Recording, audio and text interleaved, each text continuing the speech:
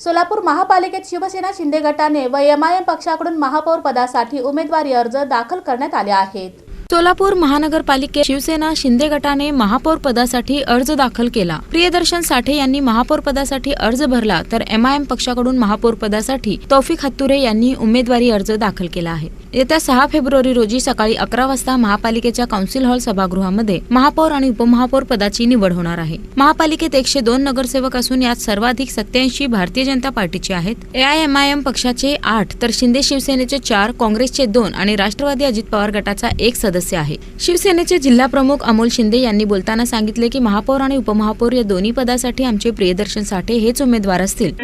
महापौर पदाच्या निवडीची प्रक्रिया सुरू झालेली आहे आणि आज शिवसेना पक्षाकडून आम्ही प्रियदर्शन साठे यांचा महापौर पदाकरता उमेदवारी अर्ज भरलेला आहे। त्याचबरोबर प्रियदर्शन साठे यांचाच उपमहापौर पदासाठी सुद्धा आम्ही अर्ज भरलेला आहे। शिवसेना फॉर्म भरत असताना काँग्रेस पक्षाला आम्ही विनंती करतोय, तसेच आमच्या मित्र पक्षांनाही विनंती करतोय की प्रियदर्शन साठे हे अतिशय एक उमदा कार्यकर्ता आहे, त्याला महापौर पदाकरता आपण सगळ्यांनी सहकार्य करावं, याकरता आम्ही सर्व बाकीच्या पक्षाला सुद्धा विनंती करतो। एआयएमआयएम पक्षाने महापौर पदासाठी तौफिक हत्तुरे तर उपमहापौर पदासाठी आसिफ शेख यांची उमेदवारी दाखल केली आहे। संख्या असो किंवा नसो, जे संविधान आम्हाला अधिकार दिलाय त्या संविधानाचा अधिकार हे करून आम्ही निवडणुकीसाठी आम्ही समोर गेलो।